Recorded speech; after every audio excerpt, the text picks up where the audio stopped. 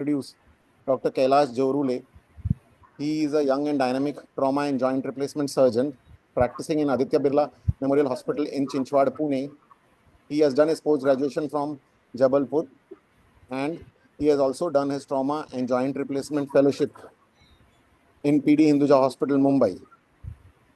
He is also published a paper on a topic, intertrochanteric fractures, which is one of the most common geriatric fractures which we see in our practice. And today he is going to show us a few cases of intertrochanteric fractures and take us through the journey. Over to you, Dr. Kailas Jorule. Thank you, sir. So I'll just share my screen first. Am I audible and visible? Yes, yes. Okay. Is my presentation visible? Yes, sir. Yes. Okay. So hello everyone. Myself, Dr. Kailas Jorule. I'm an orthopedic trauma and joint replacement surgeon. Currently, I'm working in Aditya Birla Memorial Hospital in Chinchwad in Pune. So today I'm going to talk about very common topic, the management of unstable intertrochanteric femur fractures. So to begin with the prevalence, it is one of the most common fractures in geriatric patients, uh, mostly in octogenarians who are, uh, very low energy fractures, and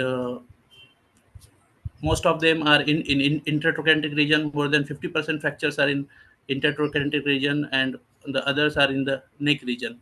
So globally, the incidence is almost 2.5 million per year, and mostly females are more commonly affected than the males.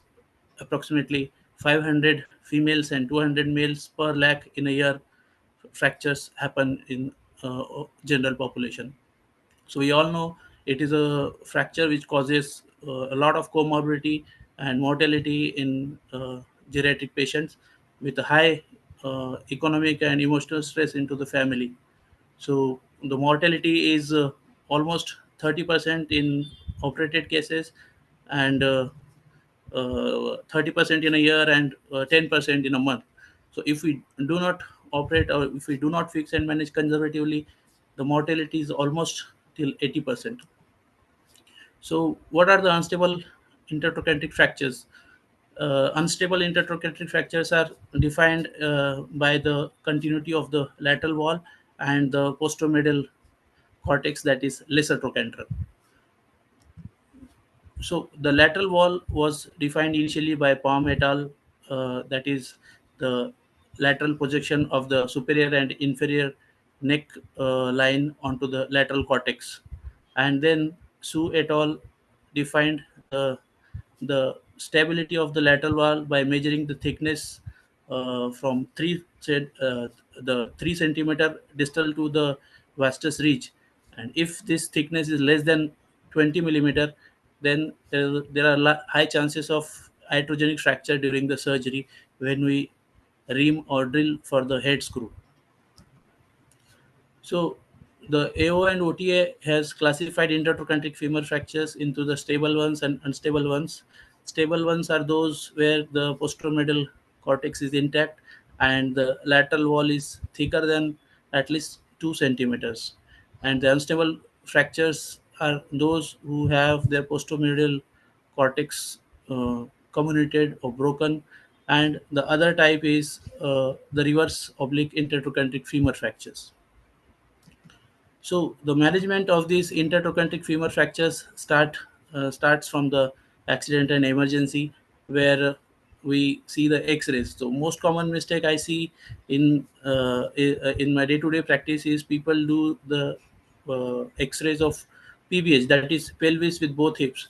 So when we are seeing intertrochanteric femur fractures, when we are seeing this classical the shortening and external rotation deformity of the limb, then I think we should go for both hips with femur rather than going for the pelvis. So this one thing can change a lot in total management of the intertrochanteric femur fractures, because unless we see the femur in full length, we will not be able to manage by just looking at the proximal end of the fracture. So these geriatric patients are most of the times they have some or the other comorbidities like hypertension, diabetes, uncontrolled diabetes. Many a times they are on blood thinners and some other neurologic conditions.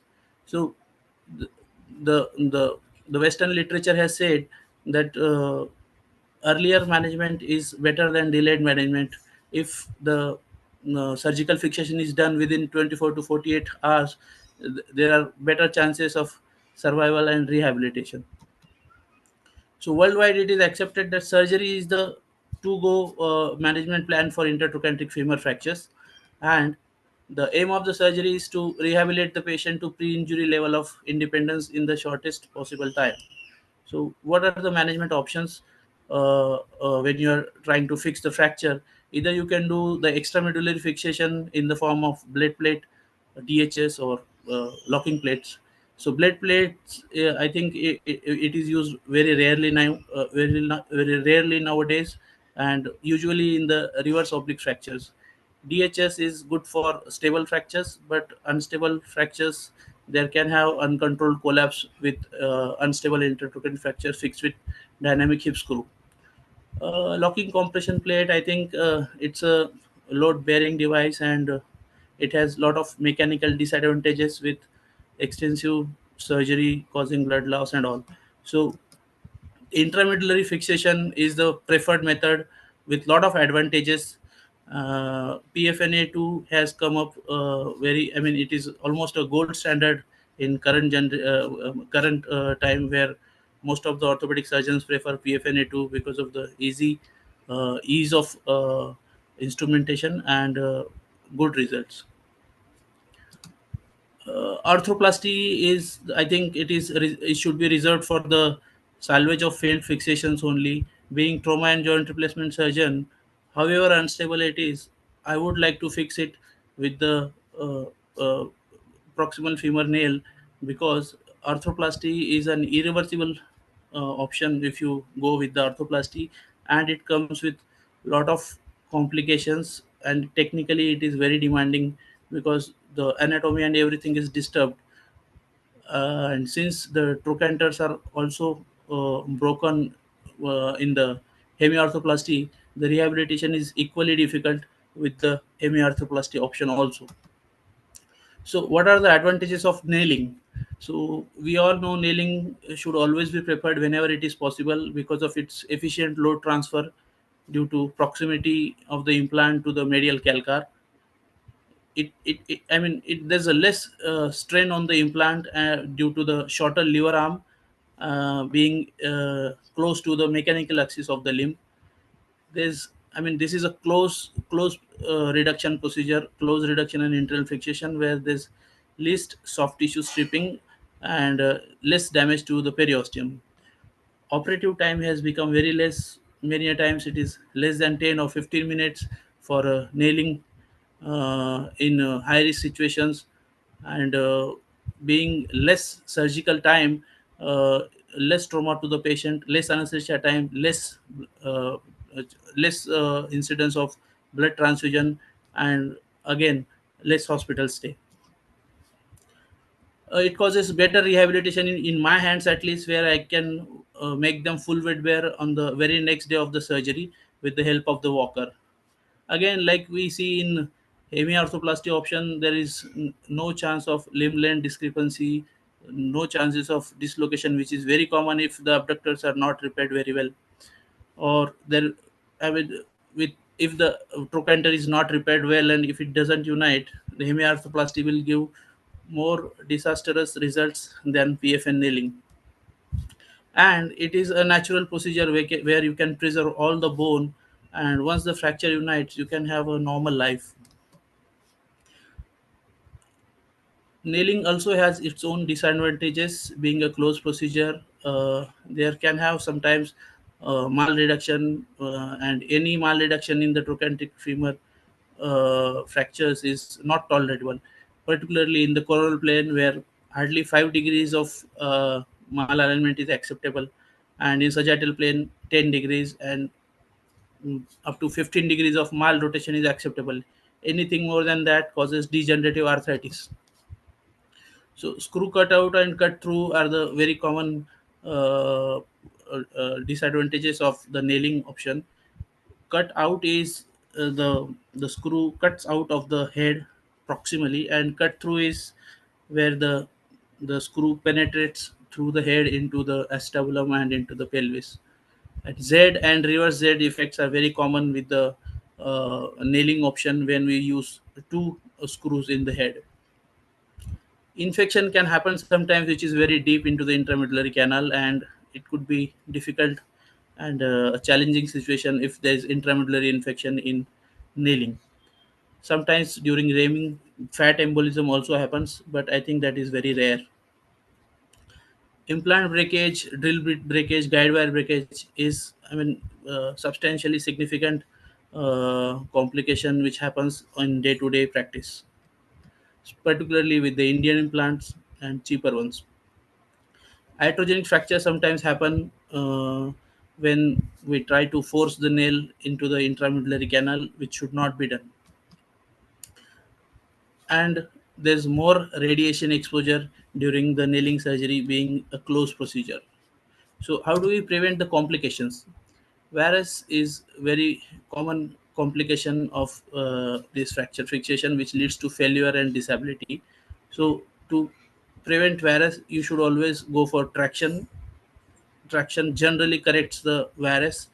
If it does not, then you can use some joysticks like Shan pins or thick K wires to maneuver and correct the varus deformity. And when we are making the entry point for the nailing, it should always be in the piriformis fossa or the inner slope of the tip of the trochanter. So screw cutout happens when this collapse of neck shaft angle into varus, causing extrusion of screw from head, and the prevalence is almost 2%. So screw cutout happens in osteoporotic bones where the tip apex distance is more than 25 millimeters, and generally when there's posteromedial comminution and lesser trochanter is fractured. Fracture at nail tip used to happen very commonly during residency because the entry was compromised many a times. And with the newer generation of implant, which are more anatomic, having the anterior bow of the femur, this complication has reduced. But a perfect entry in alignment with the medullary canal in both AP view and lateral view will prevent any iatrogenic fractures. So Z effect and reverse Z effects, they are common in osteoporotic bones and with wrong entry and with varus reduction. So you should always avoid varus, and to avoid this Z effect and reverse Z effect, I personally use a single head screw option, that is PFN2.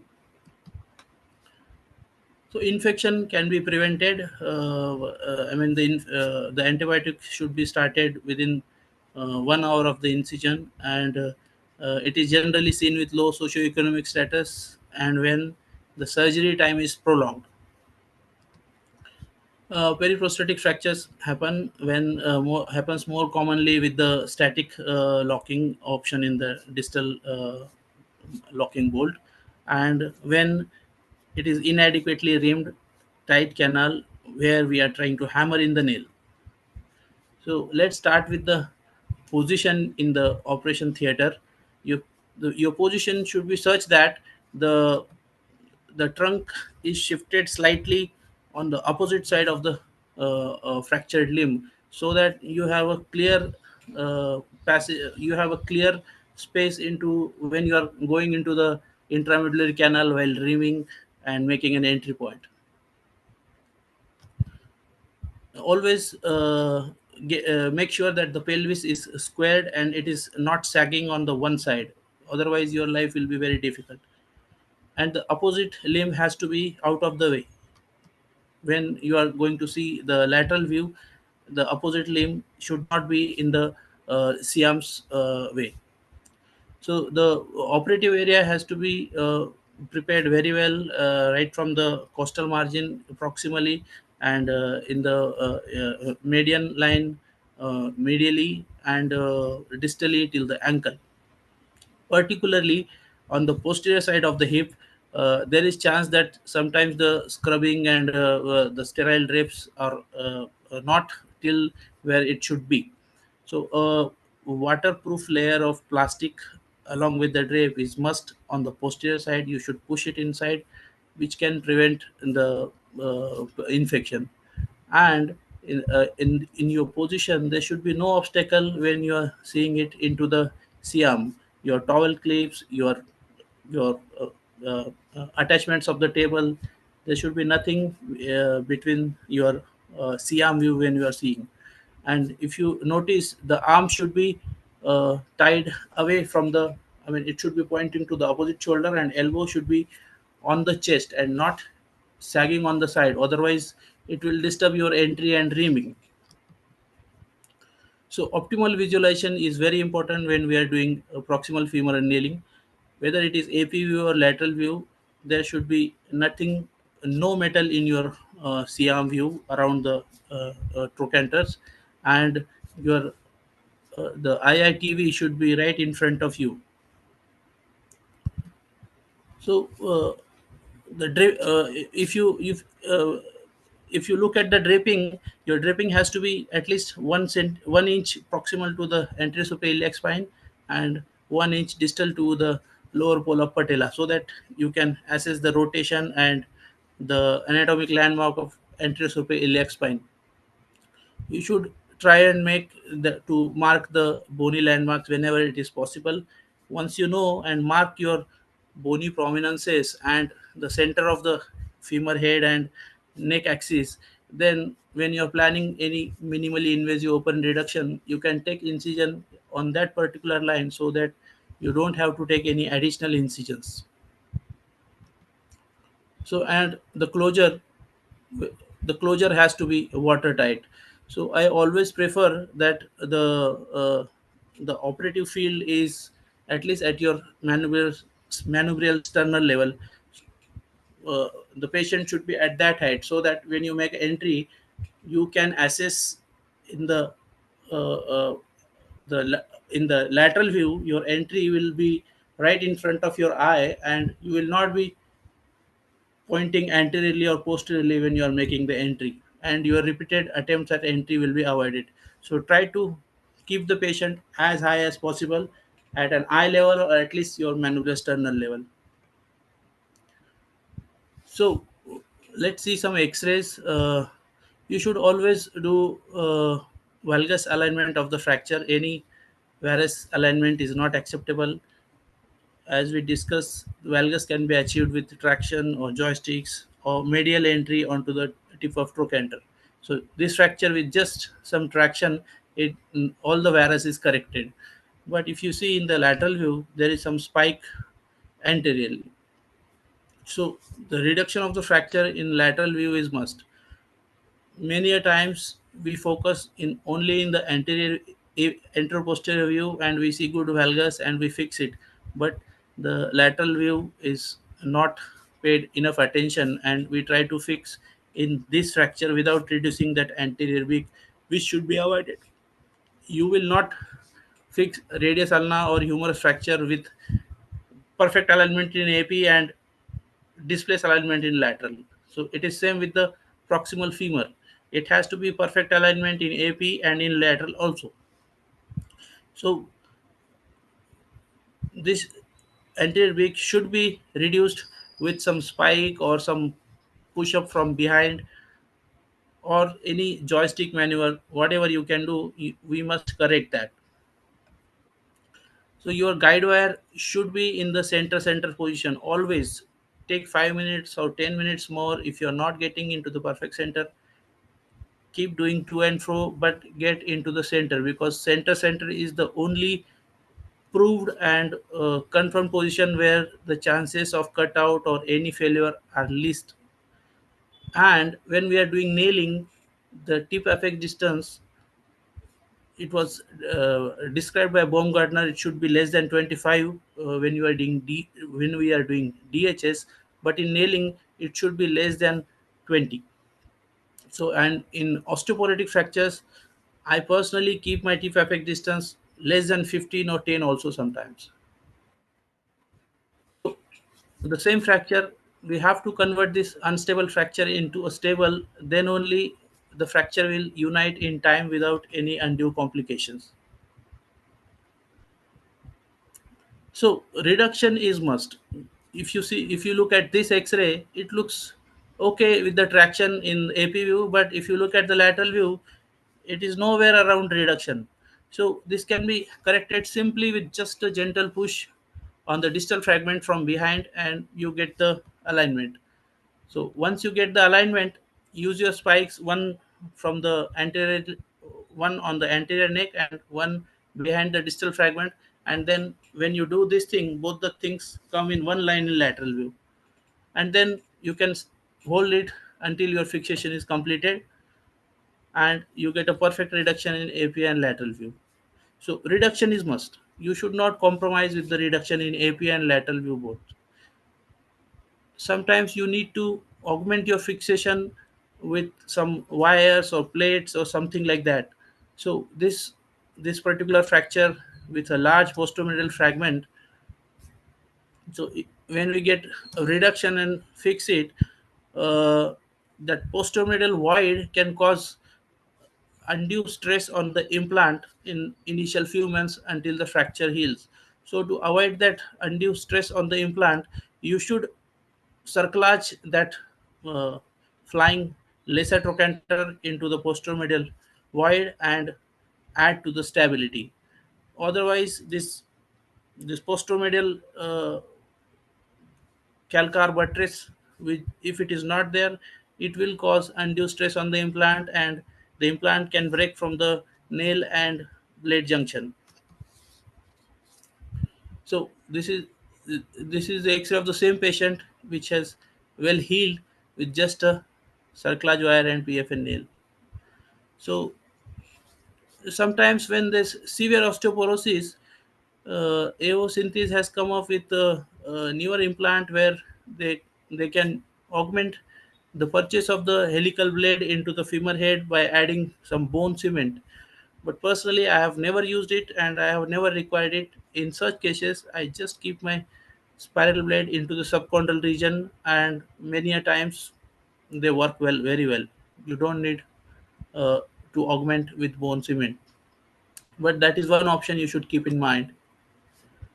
So nail plus buttress plate is a very common fixation people do. There are many people like Dr. Gadigone from Chandrapur. They are advocating the use of nail plus plate in unstable femur fractures when there is fracture of the lateral wall. But we I mean me with my mentor Dr. Vivek Shetty, we studied our surgeries in last 10 years in PD Hinduja Hospital, Mumbai, close to 300 patients with no failures, without any fixation of the lateral wall. And with our analysis, we came to a point that any fractured or unstable lateral wall doesn't need augmented fixation. So this is one of the difficult fractures to manage, described by Chandak sir from Nagpur.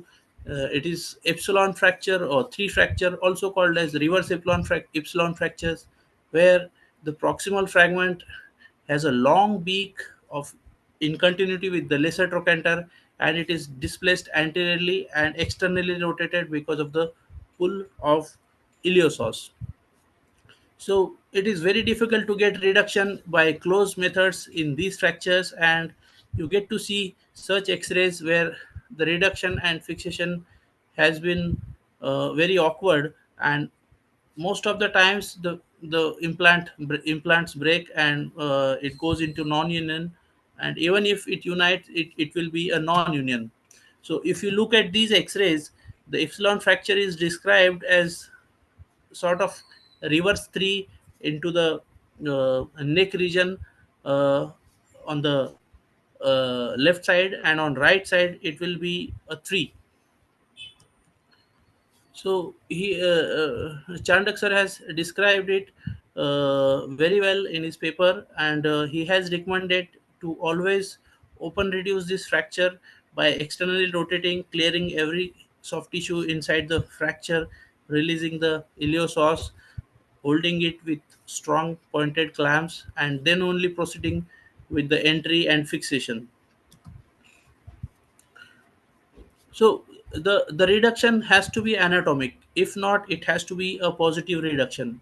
So the, the, this X-ray is anatomic reduction, and this is positive reduction, where your calcar is medial to the shaft fragment. Shaft is well lateralized and calcar is medial. So even if the fracture collapses, your calcar will buttress on the medial cortex of distal fragment, and there will be controlled collapse, and any collapse in on cortex to cortex will cause healing. If there's negative reduction like this, the proximal fragment is going to go on collapsing, like the bone on the nail, and it will cause shortening of the limb, shortening of the lever arm, and disturbance of the uh, dynamics of the hip, and there will be limping and lurching, and many a times implant failure and non-union.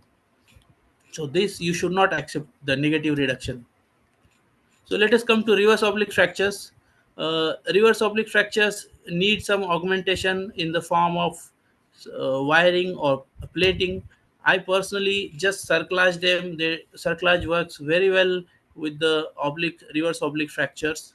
So even if the reduction is okay here, but there is some varus, so we need to correct that varus. So whenever you are making an entry into this reverse oblique of sub or subtrochanteric fractures, you should make sure that your entry is medial to the tip of trochanter into the peripheral fossa or the medial slope of the trochanter, and your guide wire has to be parallel to the lateral cortex. Then only your reduction will come when you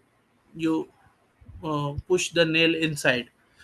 And always make sure that your entry in lateral view is in line with the medullary canal.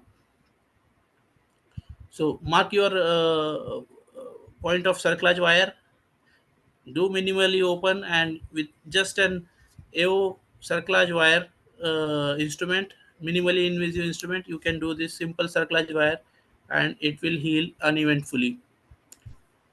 So this fracture has united in 3 months. So if there's another reverse oblique fractures, this case I was doing with my senior colleague. This patient has had diabetes, and it was planned to do close reduction with doing minimal intervention to avoid any chance of infection. So we did this nailing, and at one point of time we were happy. I had thought that we should augment it with a cerclage wire, but our senior colleague said, "Okay, we don't need to do anything more, and this is enough. We don't want to add any more insult to the soft tissues, being patient being uncontrolled diabetic and relative of a senior surgeon." So we avoided putting any additional augmentation of this fracture. So if you look at the reduction, once the patient was allowed weight bearing, the proximal fragment had slided laterally and the shaft was medialized because of the collapse of uh, the sliding screws into the nail.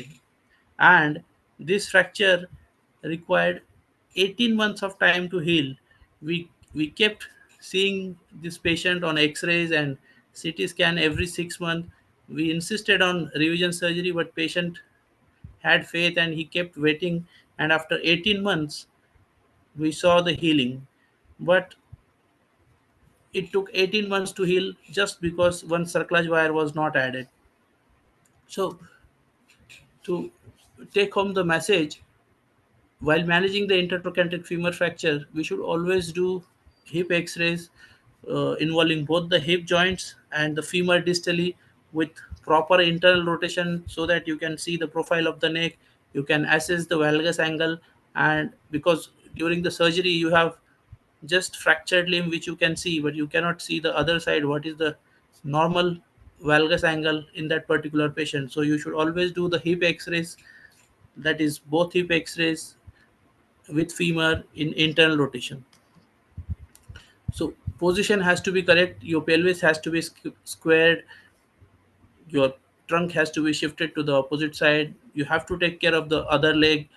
When you are doing short nail, you can just put your distal locking through the zig, but when you are doing long nail, you have to do freehand locking, where your to see the lateral view, your opposite limb has to be managed properly. In my cases, I just lower the height of the opposite limb and keep them parallel, and the things work.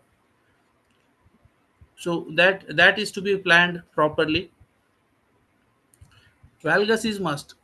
Always valgus. You can go for 5 degrees more valgus, but no 5 degree of varus in any of your intertrochanteric femur fractures. Don't accept any varus. Reduction of anterior cortex in lateral view is must. This is the take home of this talk, that anterior cortex must be reduced in lateral view. That should not be compromised at any cost, because that is the buttress going to happen when you make him weight bear on the next day. Anatomic or positive reduction should be there. You should not accept any negative reduction. If there is any negative reduction happening, you can put in your nail, just pull the zig outside, and you should get the positive reduction. You just have to lateralize your shaft to avoid the negative reduction. Never hammer the nail into the canal. If the nail is tight, take it out, ream it with the larger reamers, and then only put the nail inside.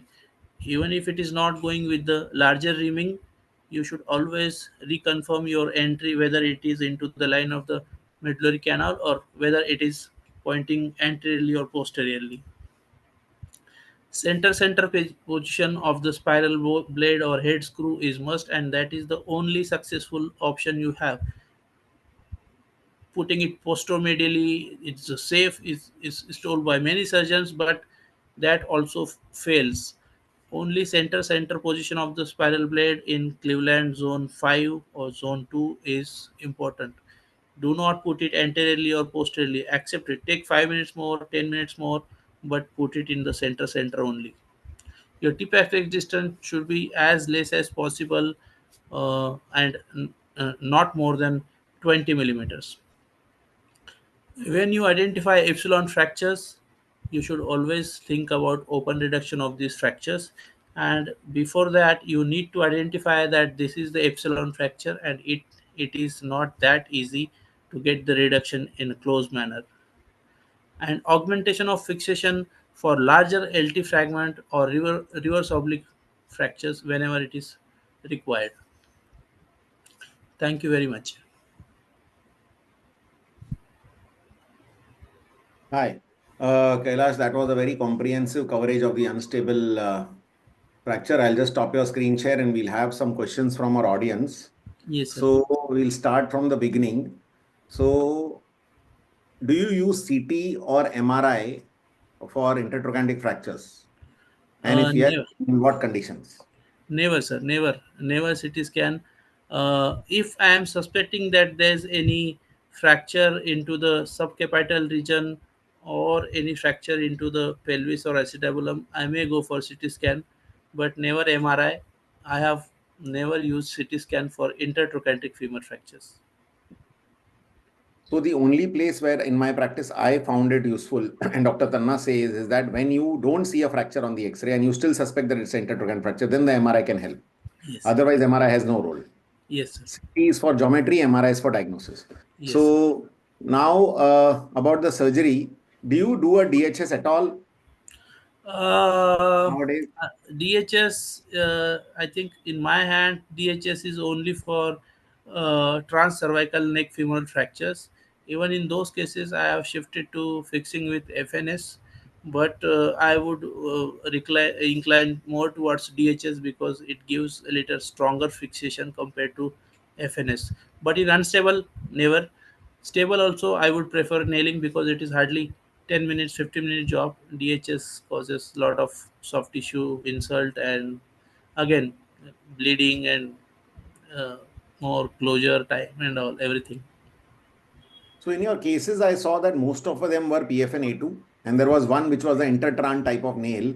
Yes, Do sir. you use the Indian version of the nail where there are two screws, one long screw, one short screw? Do you use that one anymore, or you have stopped using it? I have stopped it right after my residency. In residency, we didn't have a lot of choices. We have to use this two head construct where we have spent a lot of hours putting two K wires in the center. Many a times we broke K wires, many a times uh, the K wire was bent and it was neither going in or not going out. So we have compromised a lot during our residency. Personally, I feel hitting the target with one arrow is easier, and hitting two targets with two arrows is very difficult. And many times when there's excessive valgus or excessive varus, your two screws, they cause a lot of problem going into the center.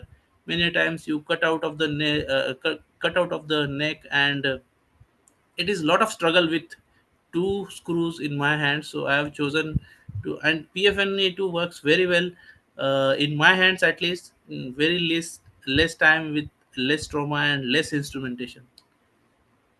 So there are one more question is that related to PFN A2 now. So there are three sizes available. One is the 180 or the Yes, 190 mm nowadays. Then there is a 240 mm available. And then there is, of course, the longer ones. So when yes, do yes. you use which ones? Stable fractures I use 180. Unstable fractures, most of the times I go for long nails. When I see that the this excessive bow, I go for anatomic long nail only.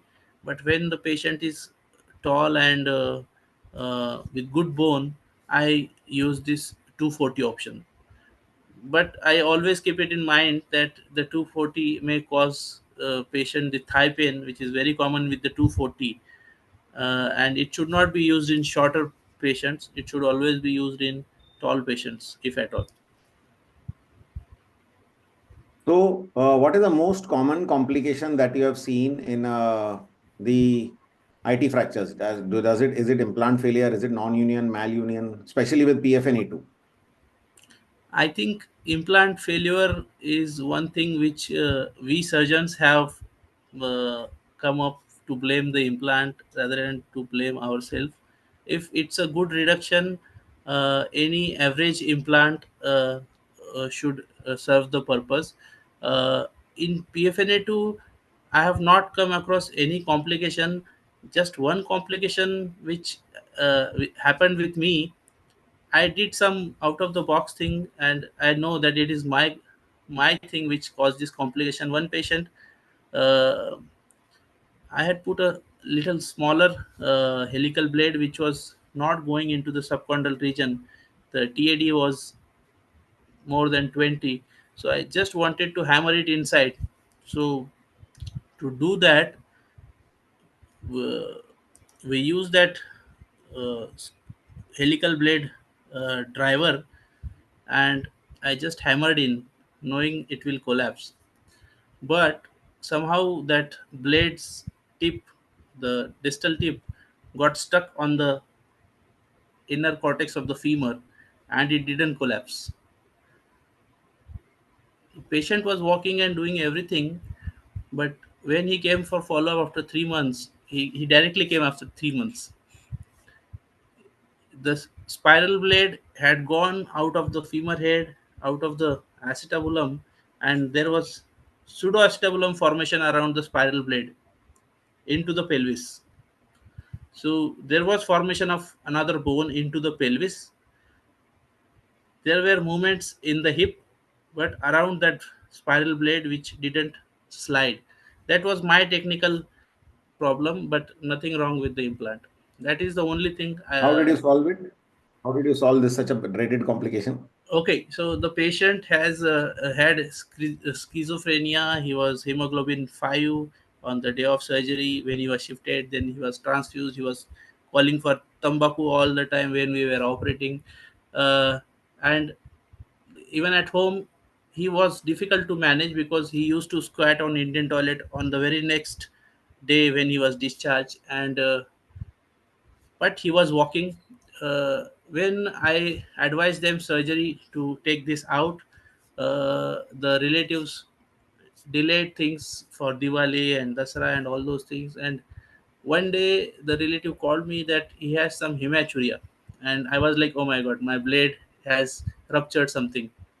So I called them up. I did a CT scan, and there was total another acetabulum formed around the spiral blade tip. It was not into the pelvis; it was into the bony pelvis only. The cause of hematuria was the cystitis, which the urologist took care. The patient was elderly, and I didn't want to insult his physiology, so I gave them the option to just continue like this until the problems worsen. And he's still doing well, sir. I mean, he's walking without any stick. He holds his son's hand and he walks on it. He goes for walk with that blade into the acetabulum. So I want to ask you one more question. What is your post-operative rehab? When do you start weight bearing? When do you start them walking? Okay, so if it When do is you in my discharge hands, them? if the patient is well oriented and talking, I make them stand on very next day, and I insist my physiotherapist to at least make them walk 1 or 2 steps on the very next day with the full weight bearing. When I'm sure that my fixation is well, my entry is perfect, my nail is sitting well, my spiral blade is in the center, my TAD is less than 20, I make them walk very next day. And almost all of my patients have healed in 3 months time, and they are doing very well. No failures in my hand also, just like our study. Just one, I told about the spiral blade going inside, that was my technical problem. I will not blame the implant. Okay. And so that means you do full weight bearing for most of your patients? Yes, sir. And Okay. Full weight bearing from before day two. discharge And before yes. discharge on third day or fourth day, many times when the fracture is very unstable, I do check x-ray again whether anything has gone wrong after my weight bearing. And consistently I have found out there's no displacement for anything, any further displacement with the weight bearing. Whatever happens, it the collapse happens at the fracture site, and there's no further collapse even with the full weight bearing. It works very well. Do you see a lot of these nails which we are using, especially I don't know whether the Indian ones or not, our Indian patients are short statured. And many times what I see is that the nail remains a little more proud on the GT than we would like it to be. So in uh, those patients, do you see a lurch? Very few female patients who were short. There was some proud GT tip. Uh, in those cases, I have put my spiral blade a bit distally into the femur in the neck region, and it goes into the center of the femur head. Large, I mean, these are very elderly patients. I insist them to use walker for 3 months, and after that, when they are keen, I ask them to use stick. But I always tell them, stick is just support. It is not giving actual any three-dimensional support, because all these patients are, they are very geriatric.